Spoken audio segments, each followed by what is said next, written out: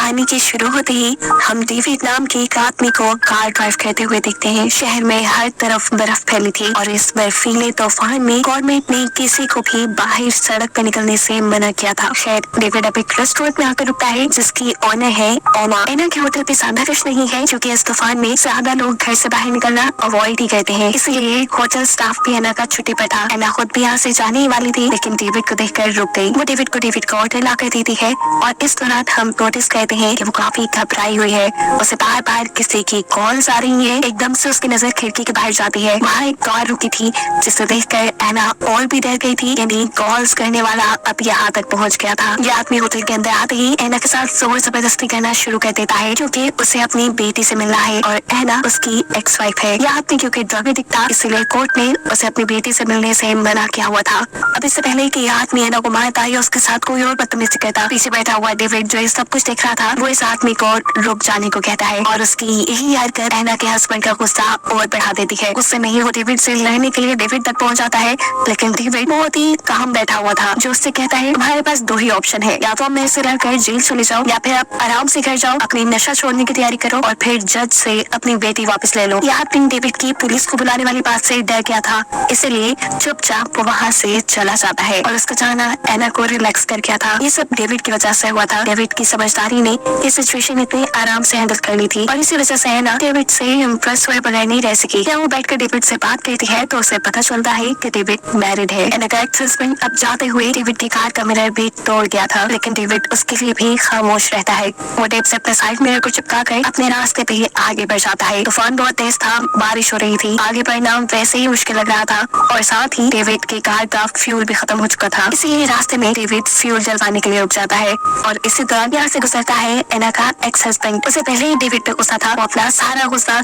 यहाँ डेविड पे निकालना चाहता था लेकिन इससे पहले कि वो अपना प्लान अंजाम दे देता एक पुलिस कार इसी फ्यूल स्टेशन पे आकर रुक जाती है। डेविड जैसे ही फ्यूल भरवा कर आगे की तरफ बढ़ता है एना का एक्स हस्बैंड भी अब उनकी कार का लगातार पीछा कर रखा था और ये चीज डेविड ने नोटिस कर ली थी। डेविड जानता था ये वही आदमी है जिससे उसने होटल में पंगा लिया है और अब नुकसान पहुंचाए बगैर तो ये जाएगा नहीं। अपने आप को बचाने के लिए वो स्पीड तेज कर लेता है। उस आदमी से काफी दूर आने के बाद डेविड रोड की साइड पे अपनी गाड़ी लगाकर ऑफ कर देता है ताकि रात के अंधेरे में उस आदमी को डेविड की गाड़ी दिखे ही न। उसका यह प्लान वर्क भी कर चुका था। वो आदमी डेविड की कार के पास से गुजर जाता है पर उसे कार नहीं नजर आती। डेविड को डर था कि वो आदमी कहीं दोबारा इसका पीछा न करने लग जाए। इसे छुपने के लिए वो यही जंगल से निकलती हुई एक छोटी सी सड़क पर चढ़ जाता है। ये सड़क बहुत ही ज्यादा स्लिपरी थी, सुनसान इलाका था, डेविड को ज्यादा कुछ नजर भी नहीं आ रहा था और इसी स्लिपरीपन की वजह से डेविड की कार का एक्सीडेंट हो जाता है। वो कार स्लिप होकर साइड पे गिर जाती है। डेविड ने काफी कोशिश की कि उसकी कार वहाँ पे सड़क पे आ जाए लेकिन कार के टायर्स बर्फ के अंदर धंसते जा रहे थे। मजबूरन अब वो गाड़ी से निकलता है और अपने हाथों की मदद से टायर्स के इर्द से बर्फ हटाने की कोशिश करता है लेकिन ऐसे बर्फ की ठंडक में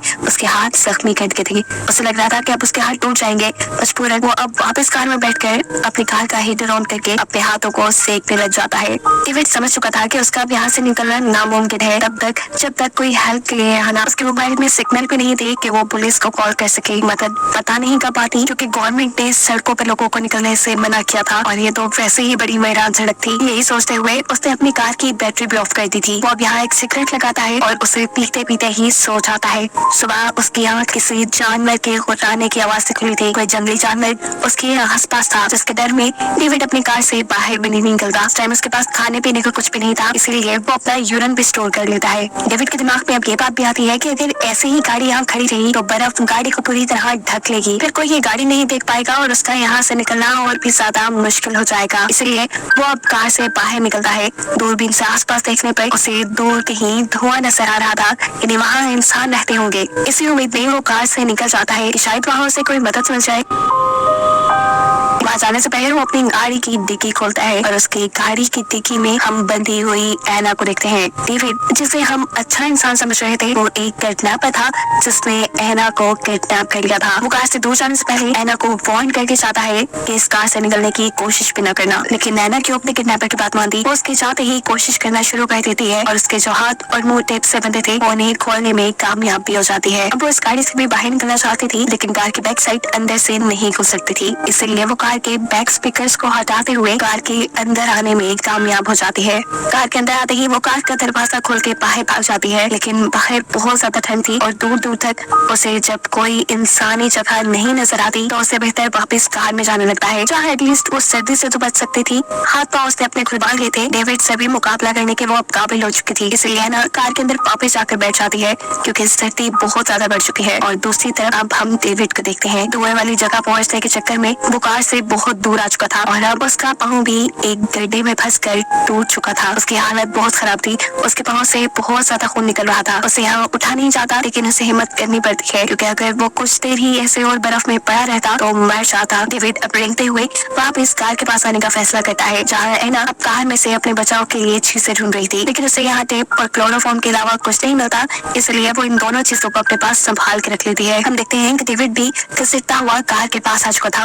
वो कार का दरवाजा खोलकर कार के अंदर बैठ जाता है। अपनी पैंट काट कर अपना जख्म देखने पर उसकी भी हालत खराब हो गई थी क्योंकि उसकी टांग की हड्डी इतनी बुरी तरह टूटी थी कि गोश्त को पार करते हुए वो बाहर निकल आई थी। दर्द में वो बहुत बुरी तरह चिल्ला रहा था। उसने अपने पास पड़ी एक वायर को अपनी टांग के ऊपर की तरफ बांध लिया ताकि ज्यादा ब्लीडिंग न हो। अपना दर्द थोड़ा कम करने के लिए वो यहाँ जैसे ही हीटर ऑन करता है तो उसे पता चल जाता है कि उसकी कार में छेड़छाड़ की गई थी। वो समझ गया था कि एना के अलावा तो यहाँ कोई हो ही नहीं सकता। इससे पहले कि वो अपना चाकू उठाकर पीछे एना के ऊपर फायर करता, एना उसे ही अचानक से क्लोरोफॉर्म सुखाकर बेहोश कर देती है। बेहोशी में ही उसने एक ख्वाब देखा जहाँ वो इसी बर्फीले जंगल में है। सामने उसके मरा हुआ जानवर है और उसके दोनों हाथों पे खून लगा है। ये ख्वाब देखते ही वो डर कर उठ जाता है। होश में आने पर वो देखता है कि एना ने उसके हाथ स्टीयरिंग से बांध दिए थे और उसके गर्दन को सीट से। एना उससे सवाल करती है कि तुम मुझे यहाँ कहाँ ले आए हो और मेरा फोन कहाँ है। जवाब में डेविड बताता है कि तुम्हारा फोन मैंने फेंक दिया था और हम इस टाइम कहाँ हैं ये मुझे भी याद नहीं क्योंकि मैं रास्ता भटक गया था। एना से कहती है जो भी है अब तक मेरी मॉम ने पुलिस को कॉल कर दी होगी, पर डेविड बताता है ऐसा नहीं किया होगा क्योंकि तुम्हारा फोन फेंकने से पहले मैंने तुम्हारी मॉम को मैसेज कर दिया था कि तुम अपने एक्स हस्बैंड के साथ हो। और ये सुनकर एना बिल्कुल शॉक हो गई। एना उसका वॉलेट और फोन लेती है, लेकिन उसके फोन में भी सिग्नल नहीं थे। यहाँ डेविड उससे कहता है बेशक मैं तुम्हारी कैद में हूँ, लेकिन फिलहाल हम दोनों मुश्किल में हैं और हम दोनों के पास जिंदा रहने के लिए सिर्फ एक ही कार ही सोर्स है, इसलिए हमें इसका इस्तेमाल देखभाल कर करना चाहिए। एना उसकी बात मानते हुए कार का हीटर बंद कर देती है ताकि कार की बैटरी खत्म न हो जाए। इसके बाद वो डेविड का वॉलेट चेक करती है जहाँ पे बहुत सारी फेक आईडीज थी, जिसका साफ मतलब था कि डेविड एक फ्रॉड आदमी है और कभी वो एक जगह टिक कर नहीं रहता। एना बहुत ज्यादा थकी हुई थी, उसे नींद भी आ रही, इसीलिए वो डेविड की कार में रखी हुई बच्चों वाली सीट को उठाकर कार से बाहर फेंक देती है ताकि वो यहाँ आराम से सो सके। लेकिन डेविड के होते हुए आराम से कैसे सो सकती थी, इसलिए सोने से पहले वो डेविड को भी क्लोरोफॉर्म सुखाकर बेहोश कर चुकी थी। इस मरतबा भी बेहोशी में डेविड वही ख्वाब देखता है जो उसने पहले देखा था। इस बर्फीली जगह पे एक मरा हुआ जानवर जिसका खून डेविड के हाथों पे लगा था। घर के बाहर इस मरतबा भी डेविड होश में आ जाता है, लेकिन होश में आते ही वो देखता है कि एना पहले से ही जाग चुकी थी। उठने के फौरन बाद एना को भी वॉशरूम जाने की जरूरत पड़ी थी, इसलिए वो गाड़ी से बाहर निकल जाती है और ये मौके का फायदा उठाते हुए डेविड अपनी गाड़ी को पूरी तरह लॉक कर देता है ताकि एना बाहर ही फंस जाए। उसकी इस हरकत से एना झुंझला चुकी थी, उसे बहुत ज्यादा गुस्सा आ गया था। अगर उसे जिंदा रहना था तो वो गाड़ी के अंदर ही रह सकती थी, इसीलिए अब वो बेबी सीट जो उसने पहले उठाकर गाड़ी से बाहर फेंकी थी उसी की मदद से गाड़ी की विंडो तोड़कर गाड़ी के अंदर आ जाती है। विंडो टूटने की वजह से गाड़ी का टेम्परेचर भी बहुत डाउन हो गया था। उस समय वो सीट बेल्ट की मदद से डेविड को कत्ल करने की कोशिश करती है और इससे पहले कि डेविड मर जाता, एना के जहन में आने वाला कोई अच्छा ख्याल उसे ऐसा करने से रोक देता है। टूटी हुई खिड़की से लगातार आने वाली सर्दी इनको मार देती, इसलिए एना टेप से उस सारी खिड़की को बंद कर देती है। इस सब के बाद एना डेविड का फोन चेक करती है। उसे डेविड के फोन में काफी सारी अपनी और अपनी फैमिली की फोटोज मिली, जिससे उसे साफ पता चल गया कि डेविड ने एकदम से उसके होटल में आके उसे किडनैप नहीं किया था, बल्कि वो तो काफी अरसे से उसको किडनैप करने की प्लानिंग कर रहा था। परेशान है ना, अब उसकी गाड़ी चेक करती है जहाँ उसे बहुत सी लड़कियों की आईडीज मिलती हैं और इससे वो ये भी जान लेती है कि है ना वो पहली लड़की नहीं जिसे डेविड ने किडनैप किया हो, बल्कि वो पहले बहुत सी लड़कियों को किडनैप करके मार चुका है। वो एक सीरियल किलर है।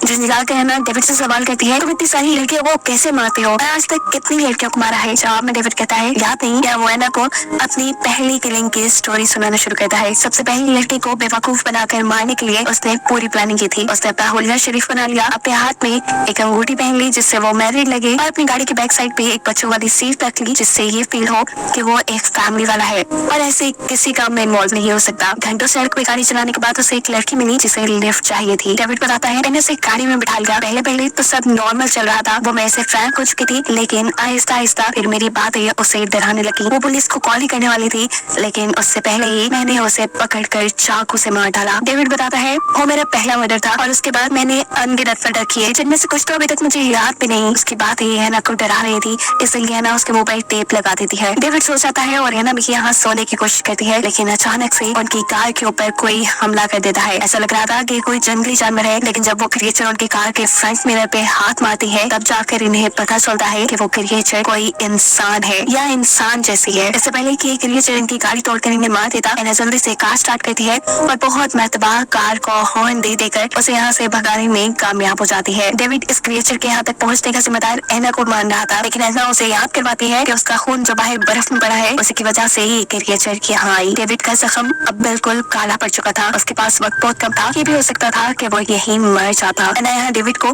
इस क्रिएचर के बारे में बताती है और कहती है ये क्रिएचर कोई इंसान नहीं थी, बल्कि ये एक रूह थी, एक भूत था। यहाँ पर रहने वालों का मानना है कि ये क्रिएचर यहाँ पे आए बुरे लोगों को उठाकर मार देती है और अपने शिकार को मारने से पहले वो उसके ख्वाबों में आकर उसे डराती है। ये सुनकर अब डेविड पूरी तरह डर चुका था, क्योंकि उसे भी ख्वाब में कई मरतबा एक क्रिएचर नजर आई थी। उनकी इन्हीं बातों के दौरान उनकी कार की बैटरी भी खत्म हो जाती है, जिससे हीटर बंद हो जाता है। अब इनकी हालत इतनी खराब हो गई थी कि मजबूरन इन दोनों को करीब आना पड़ा, ताकि एक दूसरे की बॉडी हीट से ये लोग जिंदा रह सके। डेविड को लग रहा था कि वो अब यहाँ मरने वाला है, इसलिए वो हैना को अपनी कहानी बताता है कि आखिर क्यों उसने ये मर्डर्स करना शुरू किए।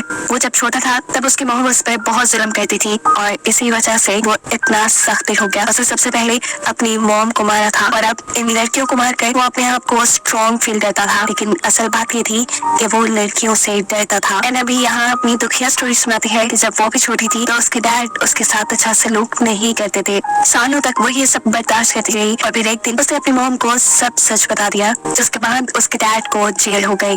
हैना को लग रहा था कि मरते हुए डेविड के दिल में रहम आ गया है, इसलिए वो हैना के साथ अच्छा बिहेव कर रहा है, लेकिन वो तो ये सब करके सिर्फ हैना को बेवकूफ बना रहा था। हैना को बातों में लगाकर वो अपने हाथ पांव छुड़वा चुका था और इससे पहले कि हैना को समझ पाती, वो हैना का गला घोटकर उसे मारने की कोशिशों में लग जाता है। अभी हैना पूरी तरह मरी नहीं थी कि अचानक कोई उनकी गाड़ी का दरवाजा खुलता है। बाहर से अंदर आने वाली वही स्पिरिट, वही क्रिएचर थी जिसकी कहानी हैना ने डेविड को सुनाई थी। साथ में वो हैना को भी ले जाने वाली थी, लेकिन हैना अपने आप को बचाने के लिए अपनी वो जैकेट ही उतार देती है जिसे उस क्रिएचर ने पकड़ा हुआ था। ऐसे क्रिएचर के हाथ सिर्फ डेविड ही लगता है। डेविड के यहाँ से ले जाने के बाद हैना जल्दी से अपनी कार को लॉक कर लेती है और वो क्रिएचर दोबारा यहाँ आकर उसे ढूंढ न ले, इसलिए वो कार के ट्रंक पे छुप जाती है। उसने कोई मोटे कपड़े भी नहीं पहने हुए थे, शायद ये सर्दी अब उसे मार देती, लेकिन उसकी किस्मत अच्छी थी। ये बर्फीला तूफान रुक जाता है और बर्फीले तूफान के रुकते ही बर्फ हटाने वाली गाड़ियां यहाँ आ जाती हैं, जिसके ड्राइवर की नजर इस कार पर भी पड़ जाती है। जैसे ही इस कार के पास आता है तो उसे यहाँ मरे हुए डेविड के ऑर्गन नजर आ रहे थे। गाड़ी को अच्छी तरह चेक करने पे उसे गाड़ी में कोई नहीं मिला, लेकिन फिर जब वो गाड़ी की डिक्की खोलता है तो वहाँ हैना थी। सर्दी की वजह से उसकी हालत काफी खराब थी, लेकिन अभी भी वो जिंदा थी, जिसे अब रेस्क्यू कर लिया जाएगा। उसकी जान बच जाएगी और यही दिखाते हुए एक